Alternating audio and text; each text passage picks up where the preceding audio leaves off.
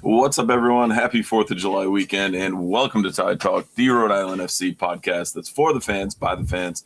I'm your host, Matt, and my voice is gone from screaming at the referee last night on that JJ shout, but definitely more on that a little bit later. So whether you're a day one sicker or new to RIFC, you found your home. Every episode we're breaking down the latest from Rhode Island FC, the matches, the moments, the players, everything happening in and around the club. Before we dive in, make sure you're following Tide Talk across all the social media platforms. We're on Instagram, X, Facebook, TikTok, Blue Sky, and everywhere else you scroll. Stay locked in for updates, exclusive content, and all things Rhode Island FC. If you're joining us on YouTube, please say hi and share your thoughts in the chat. And if you're listening on Spotify or Apple Podcasts or wherever you get your podcasts, please take a second to like, subscribe, leave us a rating and a review. It helps us grow and bring you even better content every single week. All right, let's cozy up. I'm cracking a buzzball. And dive into this one. It's a World Cup one, Ryan. How's your weekend going? I know you spent the 4th on Block Island. Yeah, it was good. Honestly, a little too hot for my liking. If I'm going to complain about anything, it's definitely been the weather the past couple of weeks. But no, I mean, great weekend. Around a lot of great friends and a pretty decent game to talk about. This heat has been insane, absolutely nuts. Yeah. I will say last night, attending, got to the tailgate a little after 5 o'clock, a little thin early, filled in pretty nicely. The heat in the parking lot was rough. It was hot. But then in the stadium, the cloud cover rolled in, which we'll talk about the weather a little bit later. And, things changed. It was very cool, very tolerable in the stadium. The rain started out very lightly, which was very welcome by most people I talked to. It rolled in pretty good, but I'm pretty excited about that. It was good to be back after the long break with, the World Cup going on and RIFC also having their bye week mixed in. So it's been a long time. I think it was going to, be an interesting way to see how RIFC came out with the long layover. I think it was kind of good that we saw our team come cross country to play us for that, deal with the jet lag and that. I think that may have had something to do with it. I'll talk a lot about Orange County later. I don't have many nice things to say about them after watching this match, nor do I. Michael Griggs, the match official. Whoa, that guy was he's on the hit list for sure as far as worst refs we've had. Going in so far. But Sarah says in the chat, the crowd in the stadium was great. Ryan, going into this one, knowing it was 4th of July weekend, knowing it was actually the 4th of July, but there were going to be fireworks, I was kind of, worried, as Graham screaming in the background, worried or interested to see what the crowd would look like. But I know you watched it on the broadcast, you fancy influencer on Block Island. But, what was your take on the crowd and, the atmosphere from what you could see? Yeah, I mean, we have a tradition with friends where we go over to Block Island every year, and I sold my tickets, which I was wondering how many people kind of have those types of things, or it's a cookout or kind of something they can't really get out of. But it seemed pretty full on the broadcast. I mean, I think the thing that is always tough with Tidewater that I will go on and on again is I always think the attendance is better than it looks on TV.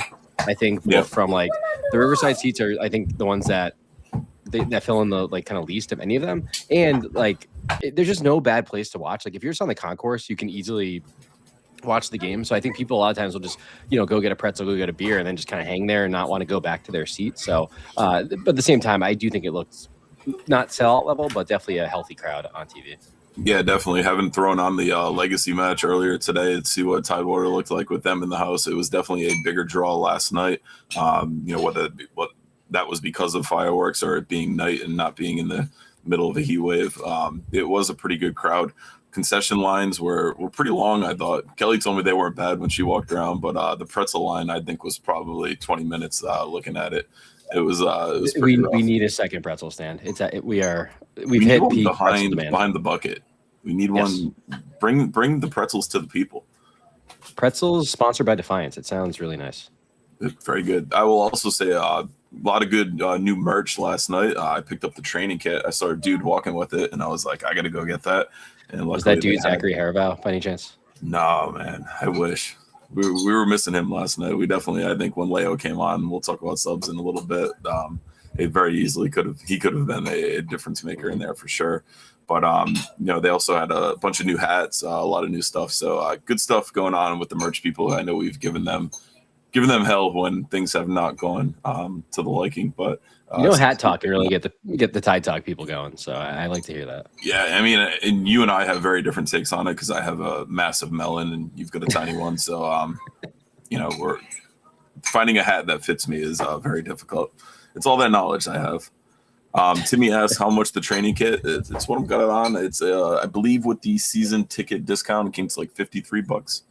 Ooh, so that's not pricey, bad, but not horrible. It's that's not Jersey. It's not kit level. Yeah, I said to Ryan before coming on, I was like, I think this might be my new favorite RIFC merch that I own. I love the color; it pops, and below the high bar logo is actually got some like stars emblazoned in it too. So it looks pretty good.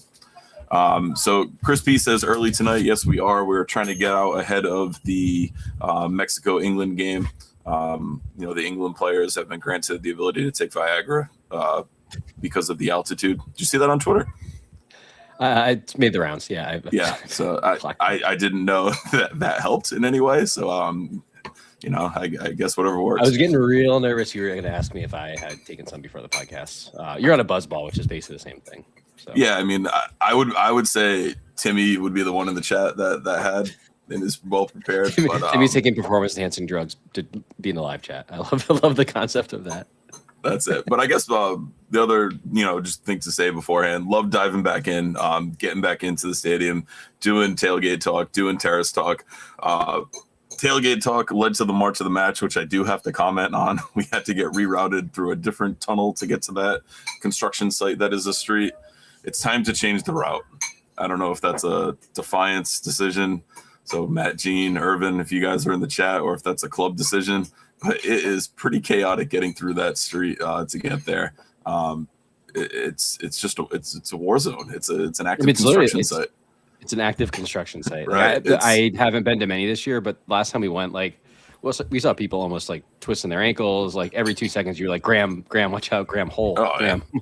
Yeah. The RAFC security personnel that was with us, it was not Jimmy. I know he's doing some World Cup things.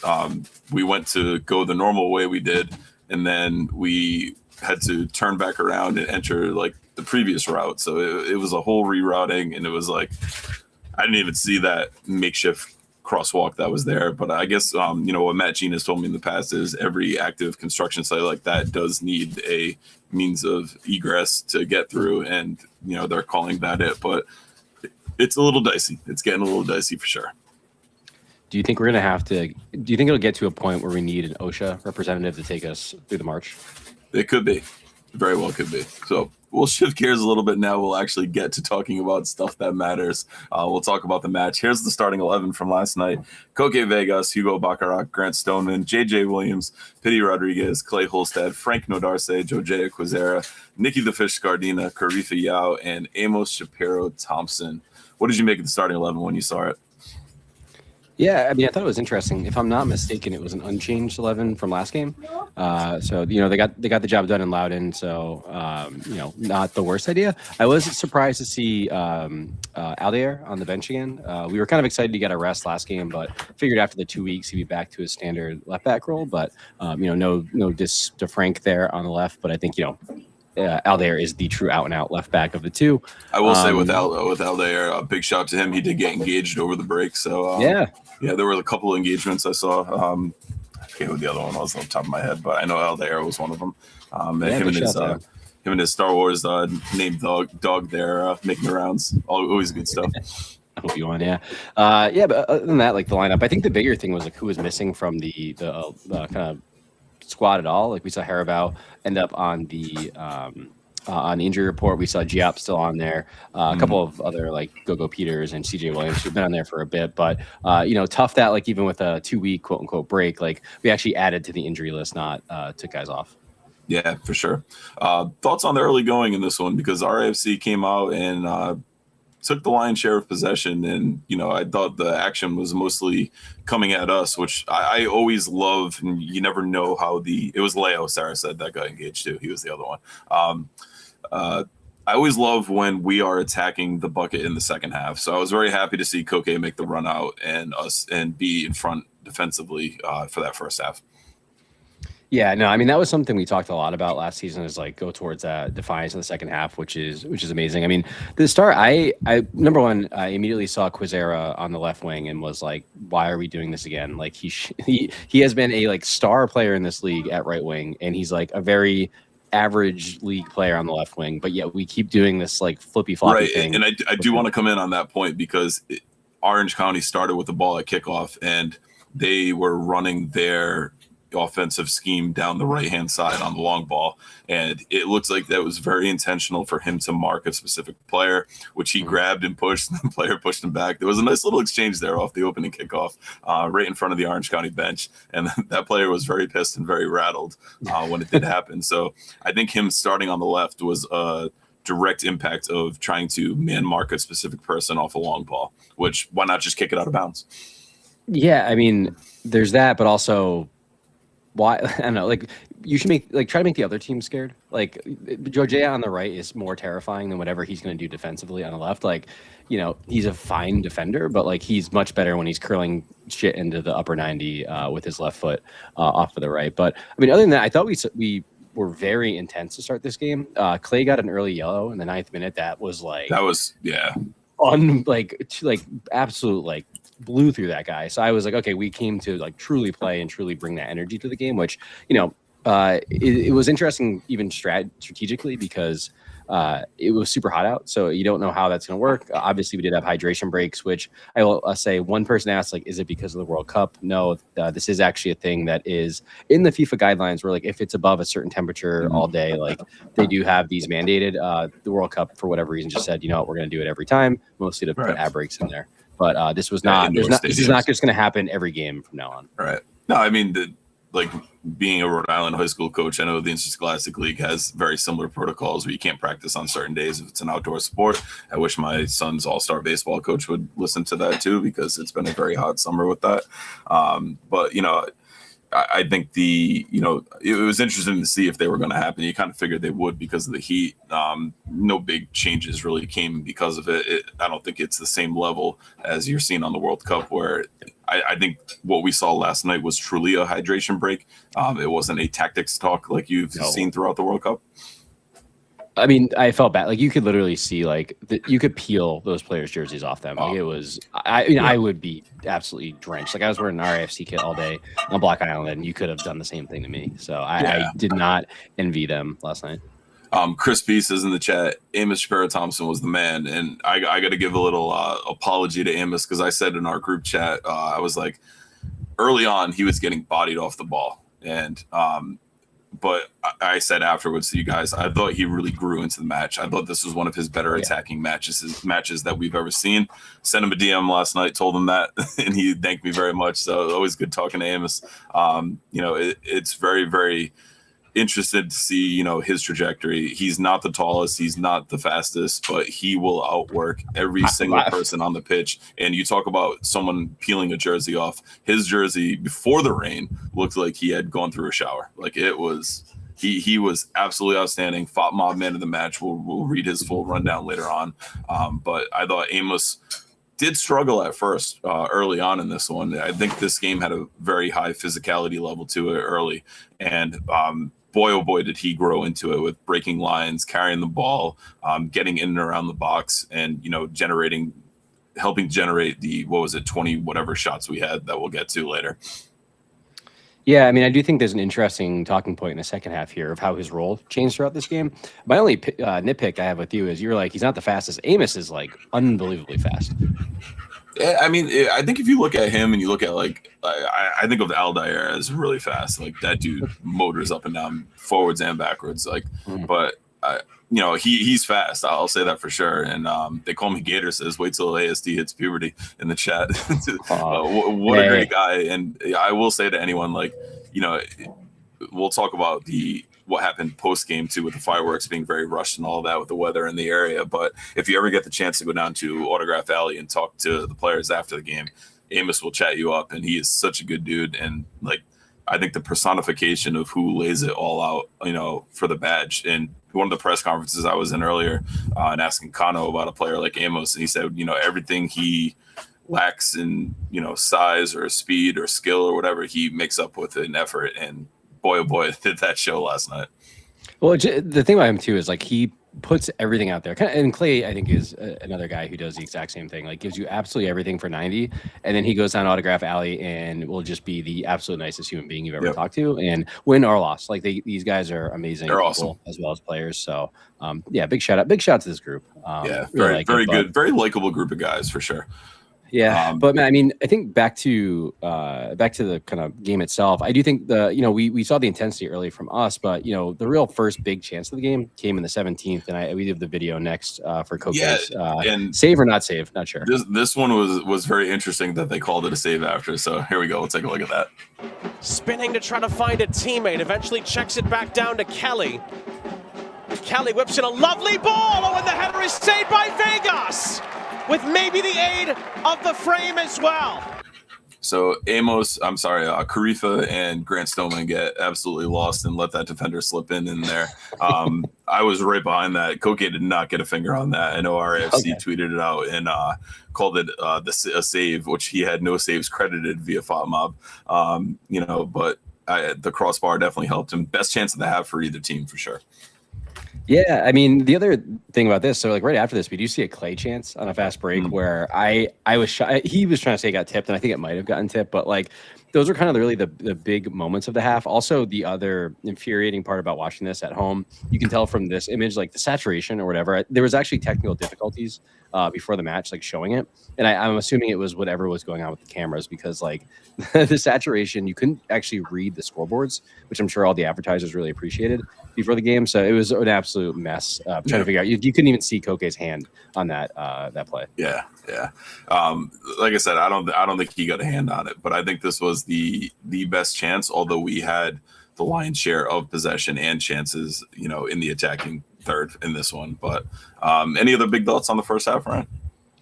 I mean, the other big scary moment. So I think after the Clay chance, I think we carried, as you said, the momentum in the half. I think the scary part was at the 47th minute when Clay had that big collision, or the other guy really crushed Clay, and I thought his leg was in half. Like I was so nervous when he immediately just sat there with his hand up, and I was like, Clay doesn't do that. That really freaked me out. And we can't say, not official sourcing or anything, but we did read in the Defiant 1636 Discord, Clay's parents were in attendance last night, and somebody overheard Clay walk over to them in a boot and say he thinks it's broken. I don't know if that meant foot, ankle, leg, whatever it might be, but Clay did leave in a boot, and somebody overheard that conversation with the parent. Just spitballing, not at all a leak or a source or anything, but we definitely hope it's nothing serious for Clay as the engine that drives our midfield. What if he just meant brokenhearted because we didn't get 3 points? I hope so. I mean, but one other interesting thing to talk about, and it came up in the chat, that we never lose in the rain. But I don't know if the people listening know, we've never won in July, or we haven't won in July in 2 years. Like, outstanding statistic. It was in the RIFC media guide before the game, and it continued last night. And I was going around even after Orange County scored, and I was like, don't worry, it's raining. We're going to win. Never in doubt. But it didn't happen. We didn't lose. We didn't lose in the rain, but we didn't win.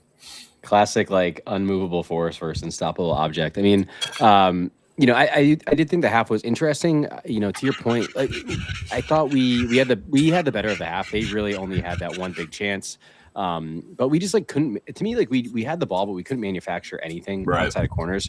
It was volume. It was volume. Quantity over quality was definitely the theme of the first half, or the game in general. Yeah, I would say the corners were fantastic. We'll talk more about those. I was super impressed with Amos, but also the tactics. Like we kept saying before the break, we're like, we hope the guys sit down and like look at this, and boy oh boy did they. I was like, huge round of applause to the coaching staff on that. But I also think it's one of those games where like it felt like we should have scored a goal in the first half. Like we had enough to score a goal, and I was like, is this going to be one of those games which I feel like we've seen time and time again from us, where like we do enough, we limit them to almost nothing. We do enough where it's like we probably should have, one of those probably should have went in. And to leave and go to halftime 0-0, I was like, are we really going to be kicking ourselves in the second half there? Yeah. Sarah says coaching staff is watching World Cup tactics. I will say, I believe it was the it was the second half one, so I'll save that for a little bit on a corner. But talking about this match official and how poor he was. But I also will. Sorry, one other moment I have to bring up is the Frank bicycle kick was unbelievable. Oh, yeah. I have to give him a shout out for attempting that. Like, Just he's a large attempting man, and that's unbelievable. Yeah, you could see him, like, his eyes lit up. It was awesome. That's like the thing about Frank. Like, he'll do stuff that I have been very public on here about. Like, he'll frustrate the shit out of you, but boy, does he have fun playing this game, and I appreciate that. For sure. Halftime stats, RIFC had 46% possession, which I was actually shocked at. I thought we had the lion's share of Orange County with 54. We outshot them 9-1, 1 shot on target, 0 for them. Hitting the woodwork is not on target, Ryan. Doesn't count. 0 big chances, 86% passing accuracy to 83, 4 fouls to 3, and 10 corners to their 0. So, just something should have come from this, I believe. And unfortunately, we were not able to get in there. We did see the halftime sub, Leo Afonso came on for the injured Clay Holstad. And, I said to you guys, I was like, oh, it's a very forward-thinking sub with getting him on. And based on what we had, it was probably the only sub we really could have made to kind of maintain some kind of continuity and shape throughout this one. Yeah, I mean, the other big shout out to Amos here is like his flexibility allows us to do this, where we can put him back into that double pivot with Hugo. And I actually think this sub, like moving Amos back kind of a level, I actually think played to his strengths. And I'm intrigued to see, especially if Clay is injured. I'm assuming that Hugo and Amos would be kind of the two, especially with Haribo also on that injury list. So it'll be interesting because I think Amos had a really good second half, and I think he in this little bit deeper role was able to play with a little bit more flexibility and kind of showcase what he gives, not both on the offensive end but the defensive end as well. No, right on. I think he's very flexible, like you said, and I think that's the best thing. And usually, his availability is a very big thing. But luckily, we didn't have to wait too long, as in the 51st minute, we were able to see RIFC get on the board with this goal. Hugo Baccarat claimed it, but went later down to, it's probably an own goal based on what transpired through this one. But here's how that shaped up. 5 minutes into the start of the second half, another set-piece opportunity for Rhode Island. So I'm going to pause it right there. So if you watch, sorry to, get everyone all, excited for that one. Hopefully Timmy's pills are helping him with that. But if you look right in front of the goal right now, you can see the defender bear hugging Grant Stoneman. So this quarter kick went with like 4 or 5 restarts, and you can see the referee, and he's beamed in on them. And he went and told that defender, if you keep grabbing him like that, you're out of this game. That was his quote. Kelly picked that one up, so I got to give all the credit to her. That's my source. But he did nothing about it. Like the man hug that was going on there. Grant's probably been treated a lot worse in his life, or a lot better in his life than that moment right there. But the referee had absolutely no bearing on this game as far as making good Thompson's stuff. Ball, it is headed in. There it is. We'll pull it back. We'll actually play this one again too, so you can see it and actually go through the goal. 5 minutes into the start of the second half, another set-piece opportunity for Rhode Island. Shapiro Thompson's Ball, it is headed in.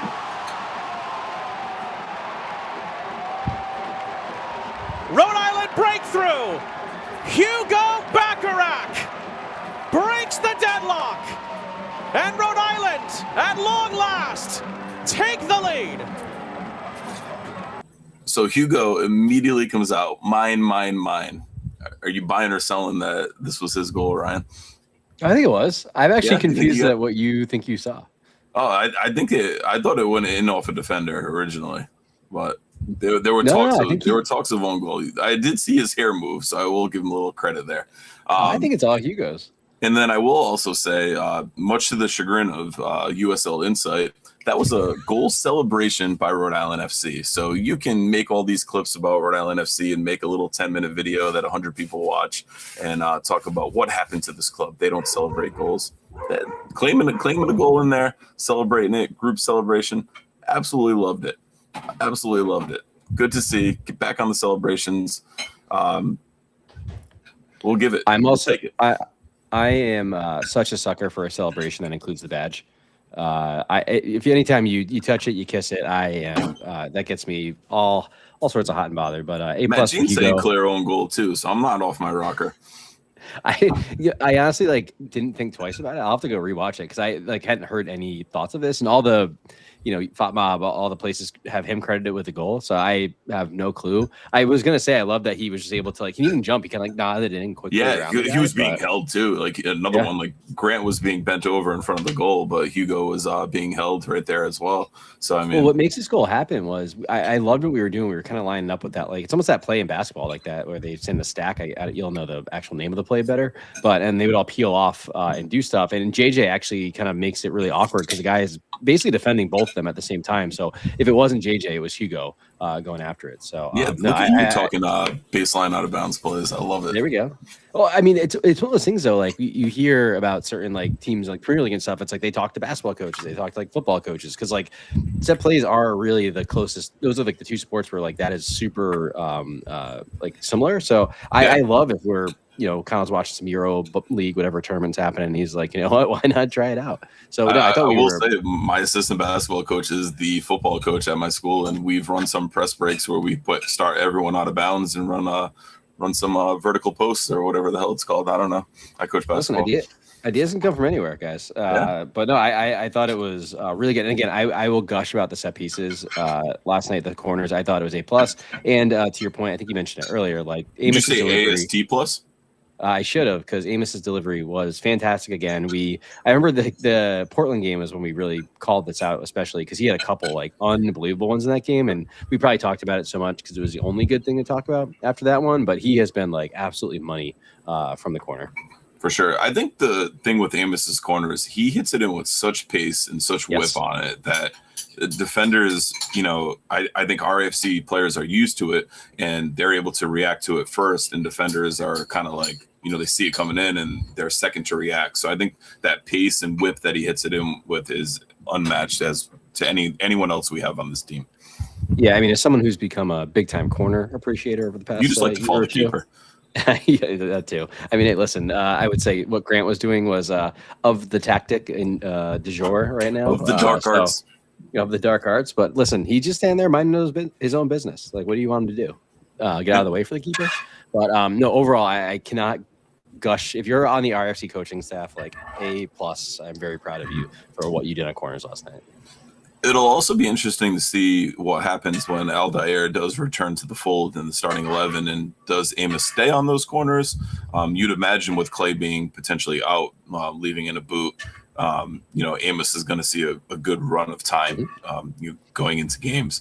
And, does Aldair go back on those, or does Amos stay based on the success we've seen with him taking them? Well, so we've been seeing Amos do in-swingers, so he's right-footed off of the other side. So I think it would be actually Joe Jaya who might lose his corners with the left foot. So I think left-footed corners, it might be Aldair, which I'm fine with. Joe Jaya does a lot of great things. I don't know his corners are like A plus. I would like to see Joe Jaya, like if Aldair has taken those, be the player outside of the box, be the lead arriver for a deflection or anything passed out or headed clear. I think that would suit him very well. Oh, I mean, a short corner to him on the edge of the box where he can just try to tuck one in on his left foot, either cross or shot. Like that's another really good wrinkle that, like, if you start getting really good at when the ball's going in the box, it's dangerous. And then actually opens up stuff outside the box as well. And you can really start to layer concepts on this here. So I'm really happy. The thing that'll bother me is if next game we never see this play again on corners, like that will drive me insane, because I think it is very good. I also think it's very hard to defend with who we have available. So just run it until someone figures out how to stop it. For sure. Timmy wants to know, we sure Aldair is grabbing that spot back? Frank was great last night. And I will say, as a caveat to this, Nick Scardina has been outstanding as well. I thought he had some really good line-breaking ball carries that he just flew down the right wing. He looked a lot. I think I criticized him earlier in the season for maybe not having the pace to play the right back in Kano's system. But there was a play early where somebody kicked it out wide to him, and he absolutely flew down the right, got it to somebody just at the edge of the box. So I think Scardina's emergence has been outstanding as well. I know Aldair does need a break. I could see, if Nick gets an extended run of games and Aldair comes back in and Frank goes back to the right, maybe. But I think Scardina is another key cog to that equation of the question Timmy asked. Yeah, I mean, the fact that we have a lot of different options for a back four, like we haven't had that in years now. So all of this is just good news. Like we want players competing for their spots, so that they feel like their performance has to warrant the next game. So all of this is good, especially once we start getting something like a Giop back, who adds another very talented piece to this. Like he didn't have the best start to the season, but we all know he has plenty of talent in him. So no, all of this is very good news for RIFC at this point. Yeah, it's good having that flexibility, especially in the back line. You want to build through the spine. Hate saying it, but thinking Clay might be out for some time now. Hopefully Haraval is able to slide back too, and we're able to shore up the midfield a little bit better too. And the attack is kind of doing its thing right now. I'll talk at full time about one player who I'm a little confused by what he offers to, but we'll get to that after that. The rain did start shortly after this goal. It started a light, I wouldn't even say drizzle. It was spitting. It was very comfortable. It was very nice, very refreshing. It picked up to an all-out downpour after this, but we did see Orange County get back on the score sheet with this one. From the corner here, header away. Now Darce again in the right place. Silla dances past Quizera. Oh, and he scores! It's a beauty!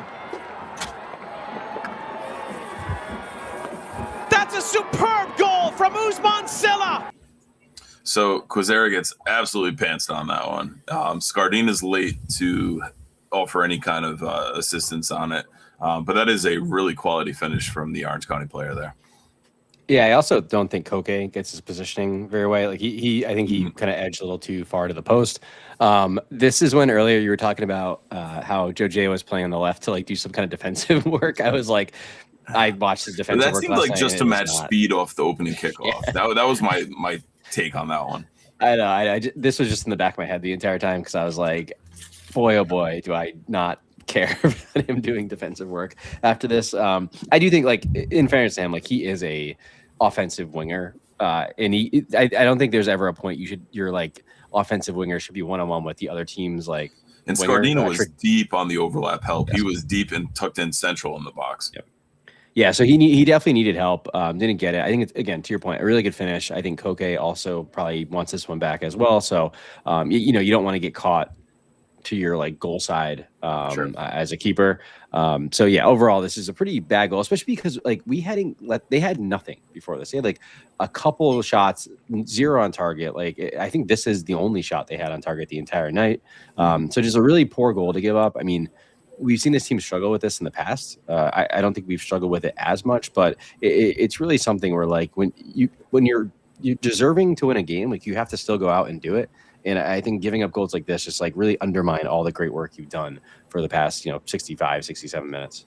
For sure. I will say, even with this, I was telling people it's fine. We're gonna win. It's raining. I also thought we were gonna win. I mean, you would, even at this point, like I'm sure, like not to get into all XG talk and the expected goals talk, but like we were probably triple, quadruple anything that they've had at this point, and like it didn't look like it was going to stop.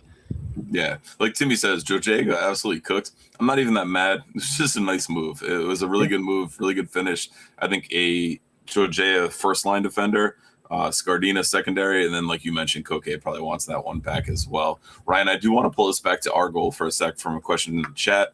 They call me Gator. Has Big Chicken been deposed, or is a corner kick goal on a 90-degree night just one more piece of evidence?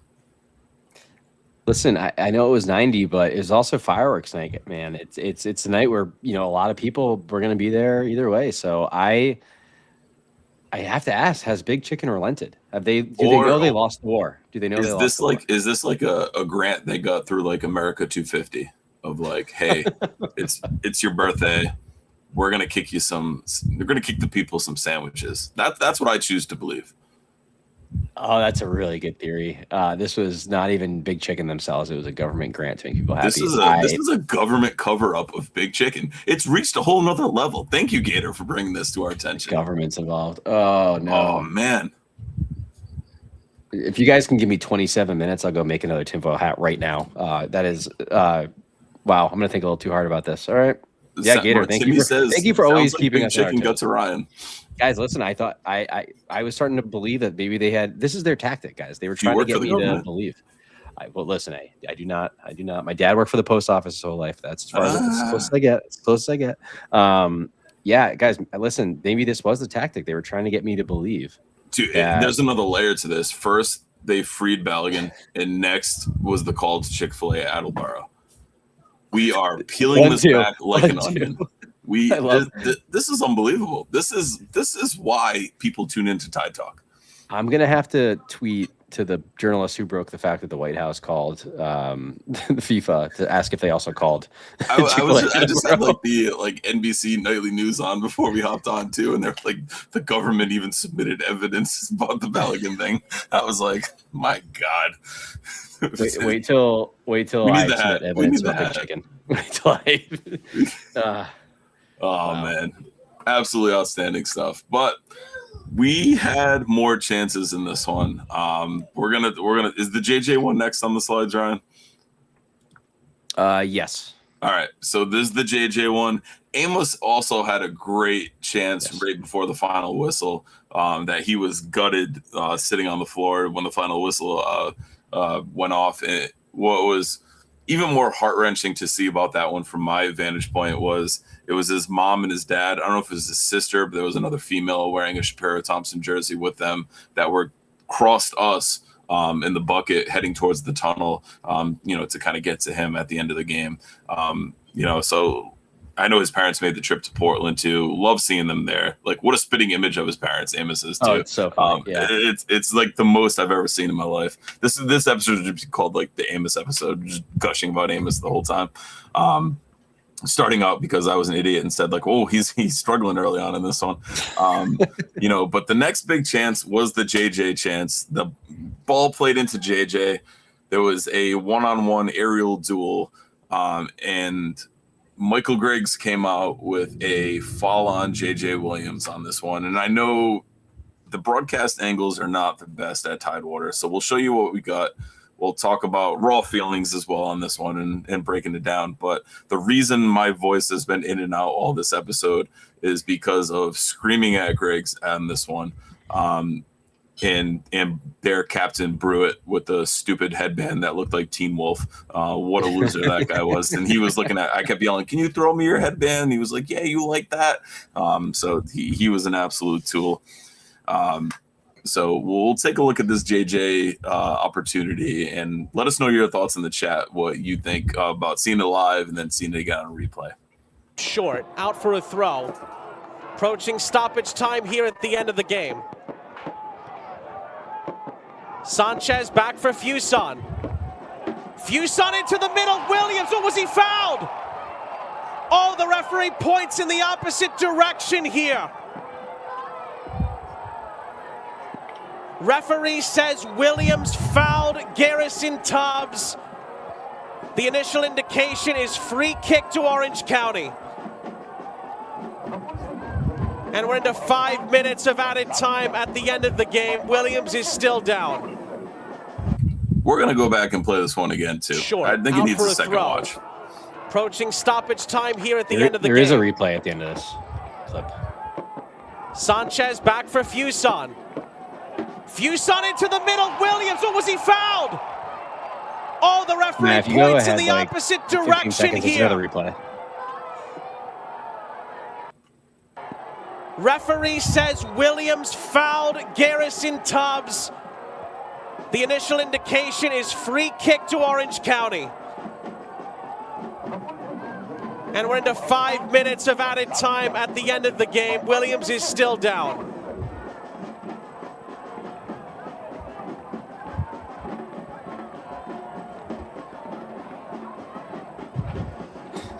I don't know how that. Shout out to the AAA insurance replay. Shout out Timmy. I don't know how that is a foul on JJ Williams. It was that Marcus Ugarte that did the post game press conference that said they send clips to the league on officiation decisions, and God, I hope this is one of them. You said there might have been a slight push off. the fact that this comes out as a foul on JJ though, drove me wild. I was screaming with Chris Peterson on this one. Shout out to Chris. I know he's probably watching still. We were just berating the official on this one. I mean, this opens up the conversation I know we've been wanting to have. Like, the ref was absolutely horrific last night. It was like just very inconsistent. Any minimal touch, it felt like, was a foul. Like, he was really quick to give a yellow card. But also, I mean, there was some this guy Tubbs was also the guy who like broke Clay's leg on that awful foul. Like, I again, just a really weird night of officiating, and just like you do have the ability to just let the players play and let the contact happen. I said this to you before we hopped on, and Timmy just said it in the chat. If there was no call, I could almost stomach it. Yes. But calling a foul on JJ is just bad. I mean, the only thought is there was some kind of push off first. You look at it zoomed in. I don't see anything, and you just see him undercut JJ through the legs, go through him, and then grab his head and try to play the victim card. I said it to a lot of people last night. Matt Jean can vouch for me for this one. This Orange County team, I don't know how they are top of the West. They dive almost as bad, if not worse, than Hartford. They don't really. I don't see any big goal threat. They left their key guy Bazzini at home. There's some robot might be offended, but the Western Conference must be really down this year, because I thought this was a pretty shit team, and I thought we were well deserved to win this game. And that play right there should have put us on the penalty spot to potentially win this one. Yeah, shout out to Karifa, who immediately went over and had something to say to Tubbs, whatever his name is. Because it was a really piss poor performance from them. It's just not, I don't know, it's just not the way you want to see your team play if you're an Orange County fan. So maybe they do. It's cutting them to the top of the table. Sure, fair. Yeah, I mean, listen, their podcast didn't banter us, interact with us all week until the I think it was Terrace Talk. They commented on and said oopsie. So like Orange and Black cast, whatever, they can go back home.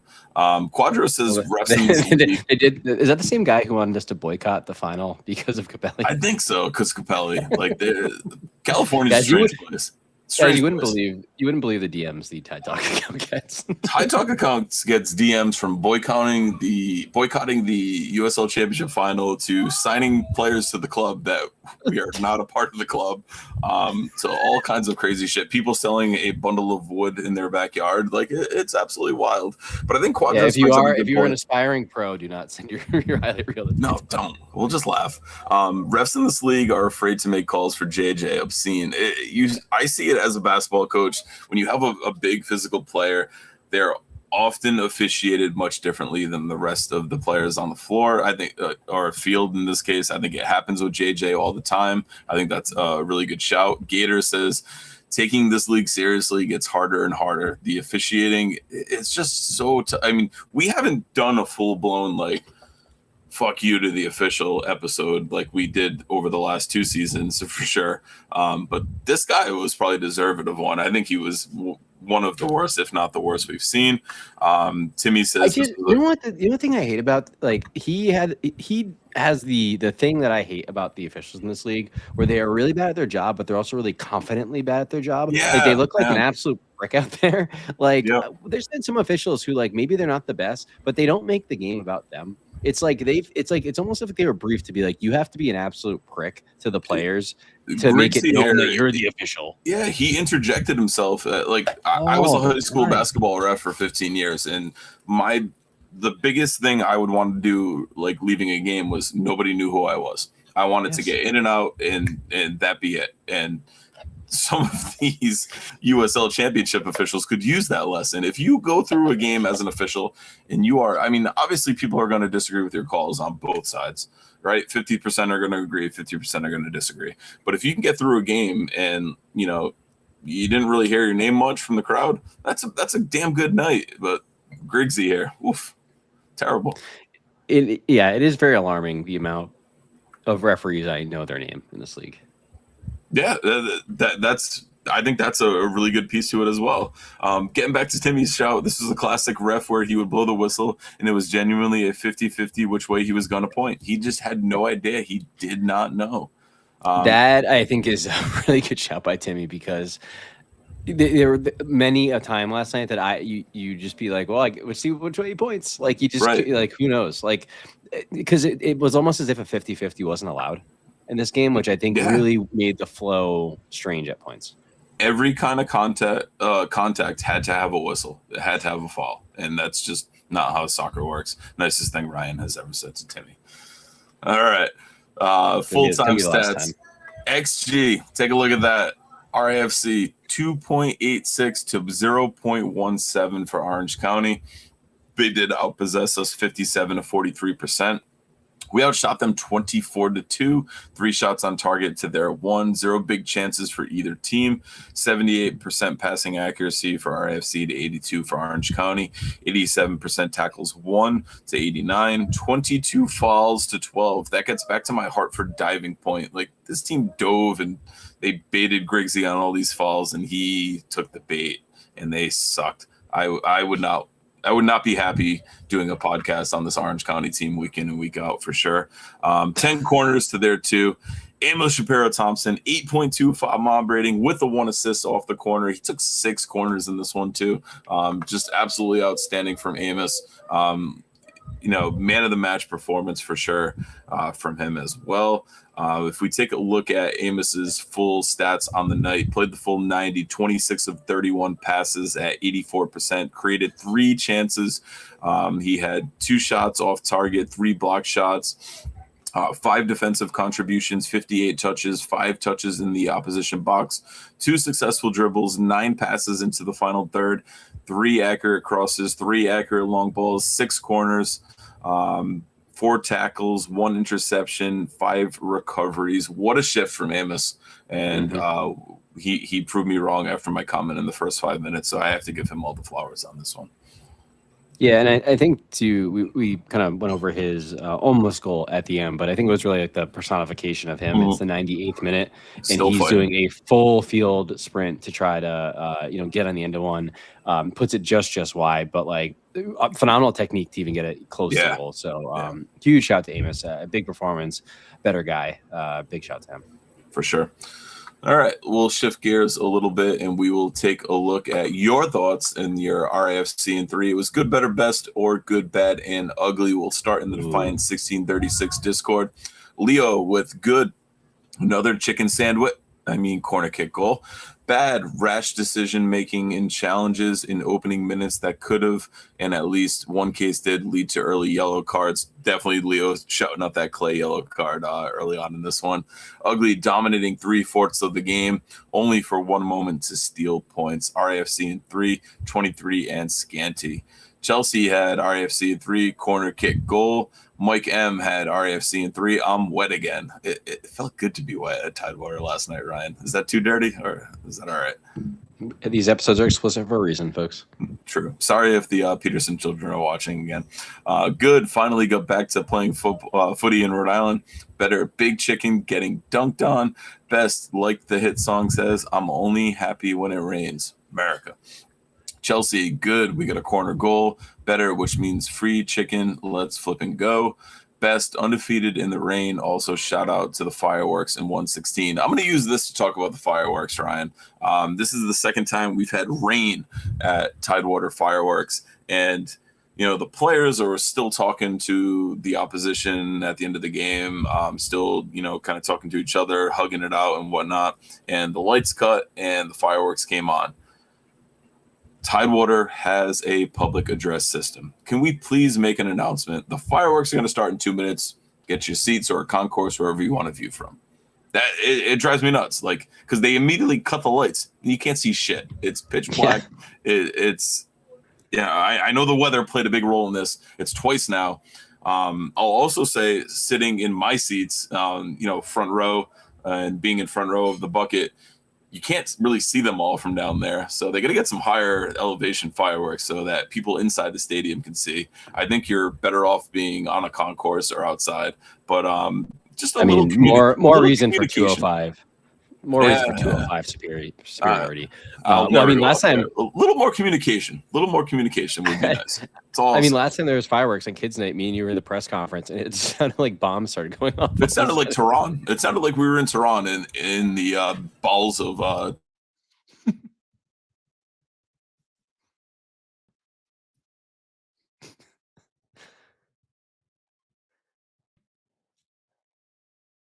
Can't tell if I am here by myself or am I frozen. If you're in the chat, please let me know. All right, it's my time to shine. Yeah, I got nothing to add to to that point. Let's see if I can pop on and grab some of the RIF season 3s. Oh, that's gone. I'm gonna keep it rolling here with RIFC in 3 and good, better, best here. I didn't pull any of this up before. We're gonna roll with it. Looks like we have nothing on Twitter. That's good. We got. I'm so sorry for the audio here, but you are all troopers. And if anyone wants to do more thinking about, we got nothing on Instagram. More. If anyone wants to chat more about Big Chicken, please add your comments to the chat, and we will talk more about it. Finally, let's check out Facebook, and it looks as though we got Chris Peterson on Facebook with Independent Straw Deja Vu. Finally, I'll go back to the Discord here on the RIFC, on the Defiant 1636. And I'm going to find the Tide Talk one. Here we go. All right, so I think we were at layouts here. Got to go through all Matt Hans's World Cup blogs. All right, yep. So we got Leo here. We got Chelsea J with corner kick goal. We got Mike M here with RIFC in 3. I'm wet again. Good. Finally got back to playing footy in RI. Better, Big Chicken getting dunked on. Best, like the hit song says, I'm only happy when it rains. America, that was the last one we did. We got Chelsea J with good. We got a corner goal. Better, which means free chicken. Let's flip it and go. And best, undefeated in the rain. Also, shout out to the fireworks and 116. Sorry about that. Yeah, I'm just going through the Defiant 1636. We got bad, the fact that they couldn't get the ball in the net and take a lead to secure all 3 points, and ugly, not big on fireworks and the pouring rain thunder. Personally, how is the team 2 for 2 on this so far? I mean, the team is at a like 100% clip of it raining every home game. I feel so bad for them at this point. We got Matt Hands with both his blog and a good, better, best. Look at this. Good fireworks both during and after the game. Better, a tall dude score from a corner. Absolutely. And best, being back at Tidewater. Andrew Milko here has good, look good, being back home. Big Frank crushing and an impressive midfield. Bad, lots of questions to ask, only 1 goal scored. And ugly, a pox upon their ref, a curse upon him and his whole bloodline, and all of the amateur theatrics from OC. In 3, Orange County floppers. We got Dave Audette here with good sandwiches of the chicken kind. Bad, way too many shots with not enough goals attached to it. And ugly, the ref absolutely taking over towards the end of the game. RIFC in 3, silly green team. We got Timmy here with his player ratings. Please go check all that out on TideTalkRI.com.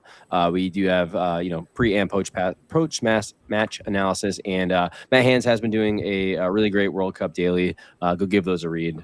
They're fantastic. We got Taris here with his good. We didn't lose. Better. The crowd was good. Best. The fireworks. RIFC in 3. RIFC in 3. Dancing in the rain. We got Chad M here with good 1 point in the rain. Bad, shitty reffing once again. Ugly, what's up with Clay, which we did cover earlier. In 3, let it rain. We got Nitski here with in 3, we are back. His good goal, free chicken, I believe. Better, large crowd and fireworks. Best, being uncle to my nieces. That's really sweet. We got Andrew Gomes here with the final one. Good, feeling the Tidewater atmosphere again. Better, chicken sandwiches. Best, Hugo bagging one.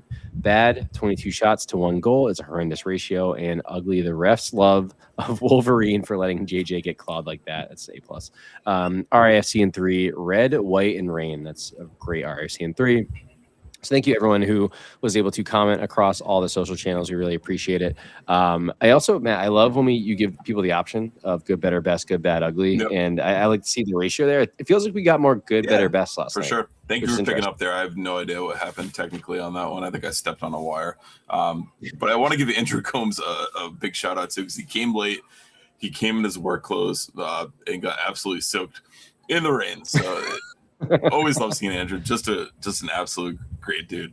But we also had one more on Facebook, RIFC in 3, Independence draw deja vu from Chris Peterson. And like I said, big thanks to Chris, because I screamed and yelled at the ref on that JJ decision with him. Always good seeing him down in the section. His son had an awesome hand-painted yellow and red card that he was flashing back and forth to. So really good atmosphere last night throughout as well. So thank you to everyone who wrote in. Again, we do this on all of our socials, every platform. Post-match, you can share your takes. We usually pick the best one for the episode title as well. So make sure you follow us across all the socials and you share your thoughts on what you thought transpired in the match, and we'll share them out as well. I know that's a big part that people love. So we'll shift gears a little bit now and get in focus. Yeah, usually right now we would have been sweating the 5-minute time until the England match, but I guess it's been delayed a bit. So you're with us for a whole other hour, right? Yeah. So should we go 3 hours? Should we do a funeral? Nah, it's not. It's hard for last night. Too many good, better, best in the comment here, but yeah, for in focus, only 2 quick things to cover tonight. So the first one I've gushed about it all episode, but it is the corners here. We had 6 shots from corners alone. We generated 1.22 expected goals for from corners. That is absolutely crazy. But really the way that we were going about it last night, which was really cool, was, again, I mentioned this play that we were running over and over and over again. And I'm happy we didn't abandon it, because, you know, we were getting looks almost every single corner where we kind of line up 4 of our tallest guys. They would all kind of peel off in different directions. And along with Grant, who was kind of making life hell over at the keeper, it was really allowing guys to get free. They were kind of doing different like basically the peel off is where they would kind of make it interesting each time. But, you know, you can see with Hugo's goal here that being able to get both Hugo and JJ with just one man really on them, or maybe 2, but they were both pretty free there, allowed Amos and his fantastic corners to get one on one of their heads. And, you know, there was time and time again where, you know, Hugo would come flying in. JJ was getting a touch to it. And I just thought we were fantastic on corners last night, and I want that to be one of the biggest takeaways for the coaching staff when they review the tape. So how much of this are you crediting the coaching staff or versus the delivery?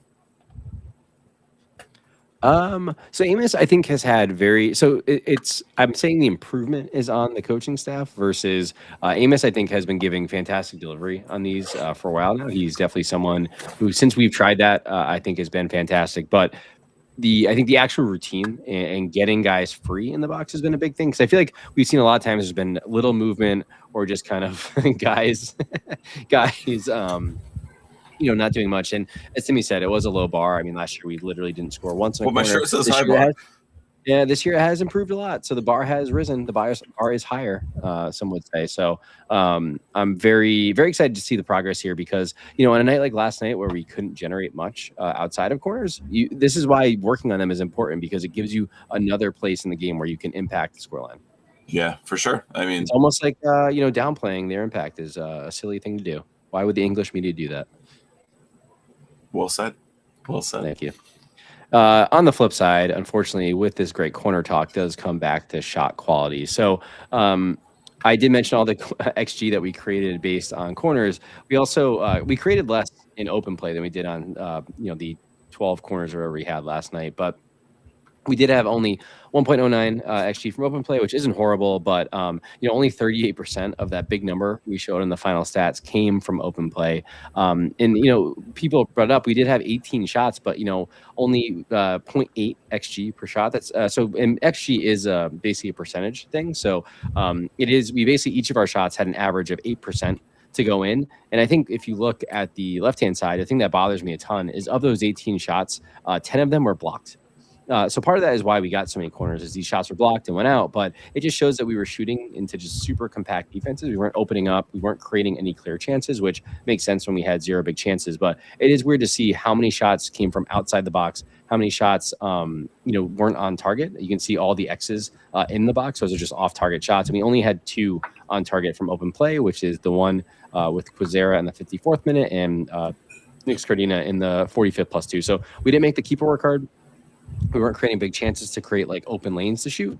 And we were just taking, if you look at this map, just like not very good shots. So overall, I think this is something we've talked a bit about where, our team, we're looking very good in terms of expected goals, but a lot of that's because we're just taking so many shots. We are second in the league in shots per game, and so each shot you're going to get some kind of XG on it. And I think it's inflating a bit of that where, as part of that winning recipe we've talked about, a big part of that is also creating some big chances, and we created 0 in this game from open play. And I think this is it kind of leads to that thing where you do need a corner to edge it out, and unfortunately that only got us the draw when I think the performance might have deserved to win if we could have manufactured anything a little bit better from open play.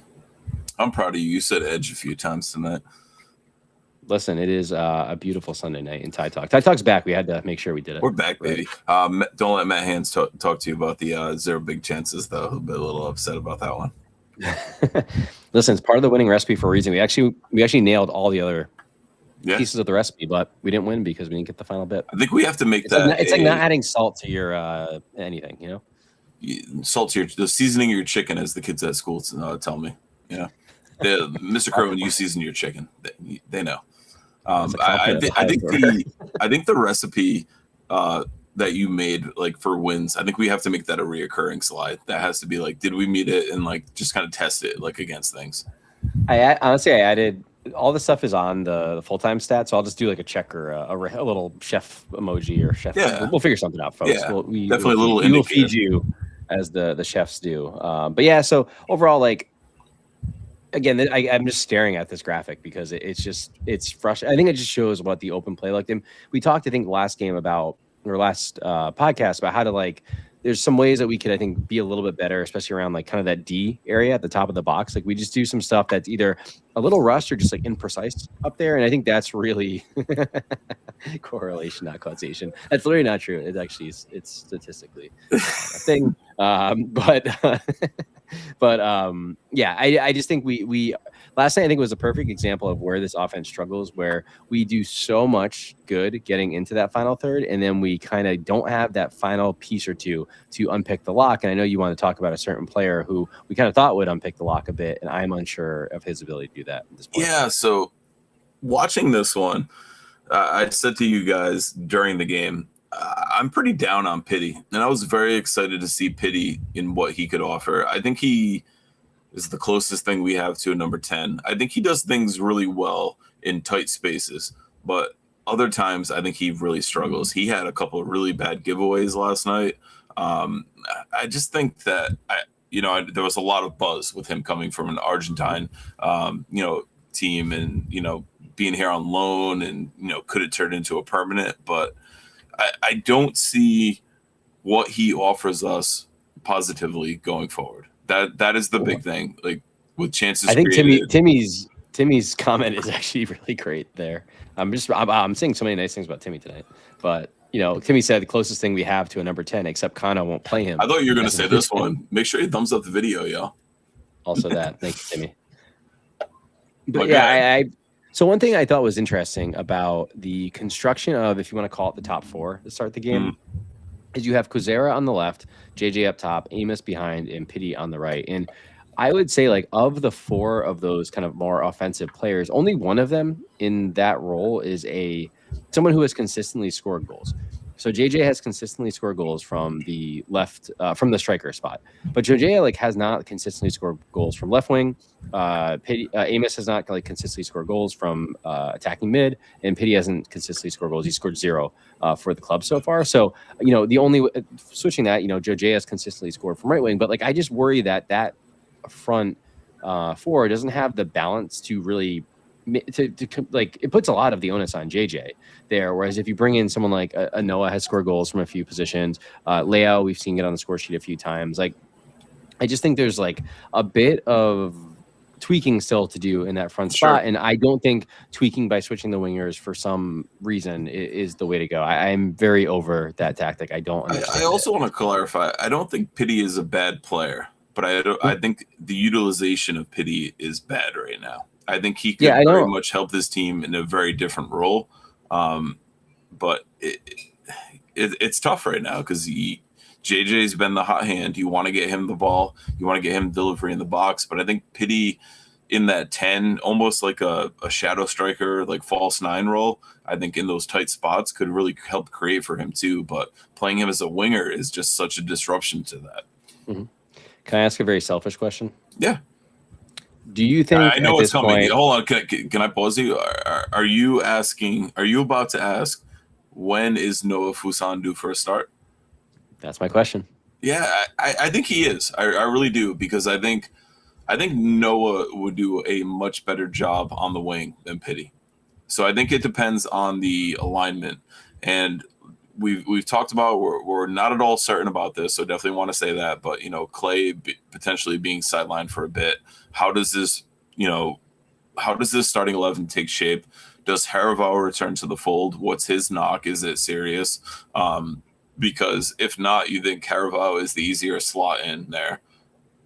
As for Clay, and is it Amos or Pity that gets to play a little bit more progressive? I think Amos is a really tough drop right now, but you can slot him in on some other positions, and maybe it helps kind of fill a gap, help fill a void, and help create. But I think that's the big question with your Noah question. Who goes in, who goes out, what's Haraval's availability? I would say right now, Haraval would be my first choice to get a start over Noah, but we don't know if that's possible due to injury. But I do think Noah looked good. It was actually Noah's ball that created that JJ chance that was a fall on JJ that was not a fall on JJ. So it's interesting. You also have to figure, like, Noah is probably, he's near the end of a contract, right? He's got to be playing for time, his next contract or his next club even. So, like, he's got something to show and something to play. And I think he offers a different dynamic than what we're seeing with Pity right now on the wing. Yeah, I'd love to see him there. I also think he's played really well at that kind of number 10. And the thing about it is, if you think about where we got the best out of both JJ and Noah, is when they really play close together. So I actually am very in favor of him playing kind of more of a second striker. It's kind of similar to how someone like an Antoine Griezmann plays that number 10-ish role, kind of floating around JJ, because I think they just make a really good pair. You can tell they play off each other well. So I'd be very in favor of seeing that that as a start, because at this point I don't think anyone has really taken the shirt, as you say, and I do think some people are saying in the chat, I do think Amos is going to move back. It's hard to gamble, especially on Haraval's fitness. I like Timmy's first point on this one. Amos playing the double pivot with Hugo, Pity at the 10. I don't necessarily like Leo on the left, so maybe Noah on the left would be the option. But I just personally would love to see. Yeah, I just would love to see a little bit of experimenting here, because I don't think we've found, we actually, I didn't realize this. We are averaging almost we're averaging I think the third most goals per game or something like that in the league. Like, I don't really know how that's all of a sudden snuck up on us, but we do need to figure out some, again, recipe to getting consistent 3 points on the board at this point. Like, we are way too good of a team to be sitting currently in 9th. Obviously, we have a bunch of games in hand, which I don't know how we are 3 games behind like the rest of the league, basically. But either way, like, we are a team that really needs to start turning draws into wins, and we have plenty of talent to do that. And I think we're very close to doing it, but I do think there's still a bit of experimenting to do to figure out how do we really get the best out of this attacking unit, because there's more to come. I mean, JJ's having a great year, but we said it in our preview show, like, multiple guys are going to also have to have like some pretty double-digit goal tallies, and Quizera is already kind of getting up there, but I think probably one more person needs to kind of get into the mix there towards that 8, 9, 10 goals for us to really be the team we should be. Right. And I think, to your point, I think Noah is probably the closest thing, maybe Leo, but I don't think Leo on the left is the answer to that. Yeah, I mean, listen, I wouldn't even hate seeing Leo play almost I hate. It's very funny that I'm saying this, but like a 4-4-2 with kind of 2 strikers up top, I wouldn't hate seeing with like a Quizera of a left midfielder, and just figure out. I think we're really close to figuring out this team. Like, I think we have a really good structure. We're doing very well defensively. We're doing pretty well offensively. It's just, how do we turn a lot of these half chances into truly big chances and wins? No, that's a good shout. Next up for Island FC, in just 3 days, we head to Sacramento Republic. William Lamb to take on Sacramento, and they are not in great form right now. Just one win in the last 5. They lost 1-0 to New Mexico last time out. They had their one win was in Colorado, 1-0. They drew versus Monterey Bay. They lost 2-0 to Phoenix and lost 2-1 versus San Antonio. So as much as I said earlier about how going cross country for Orange County, I think helped us out, that could very much help Sac Republic out next week. So it'll be interesting to see how that one plays out. So it's time. Enter your score predictions in the chat. How do you see RIFC faring versus Sacramento Republic on Wednesday in USL Championship action? It'll be an interesting one for sure. Ryan, any kind of big thoughts going in there? Yeah, I mean, this one's fascinating. We have identical records. We both have 4 wins, 4 draws, 4 losses. We have been a significantly better team in terms of goals scored. We have 22 compared to their 13. To your point, they've only have 2 wins and 3 losses. Same time, we have 2 wins and a couple of draws. So it's not like, again, this what's hard about this team right now. Hey, but if you look at the last 5 in all comps, we have 3 wins, 1 loss, 1 draw. So I mean, form is definitely favoring us. But there's a big layoff in there. Yeah, but you're also asking me to remember that Westchester is a team that exists. So. Yeah, I'm going to go. I think it's tough with the travel, but this is the team we've seen kind of do well all over the country. I'm going to go with the 1-0 Rhode Island FC win. I think we're starting to figure enough out that a team like Sacramento that's struggling to score, I think we can hold them off while doing just enough. Especially if we can keep this kind of corner routine going and really maximize our chances across the rest of the game. I think we can find enough between open play, set pieces, corners to do it. Sure. I see this one playing out similar to last night. I see it as a 1-1 draw. Yeah. I think it's always tough going cross country, as we saw last night, but I think that was more of an indication that I don't think Orange County is as good as their point total says they are. We've got a 1-1 from Andrew Quadros in the chat. We've got a 0-0 from Tyler. He says we're going to start 6 center backs. We've seen it before. Does Hugo count as a center back still?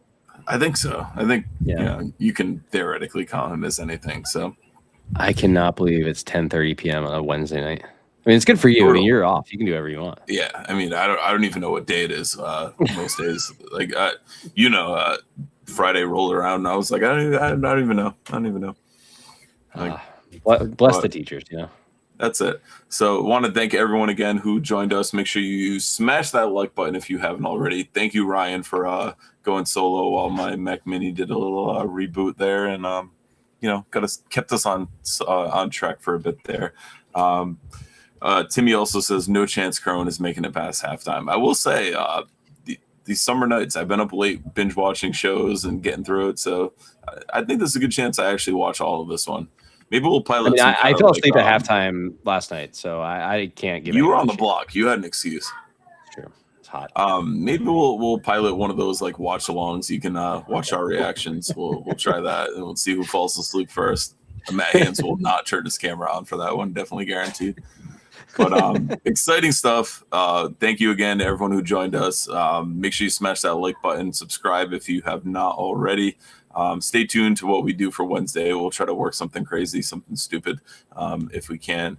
And thank you for joining us. But that'll wrap things up for this one. Remember, Tide Talk is more than just a podcast.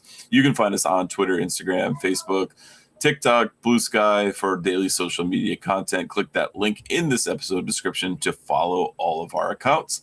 I've been your host, Matt. For Ryan, thanks again for joining. We'll see you next time. And as always, up the Tide. Up the Tide.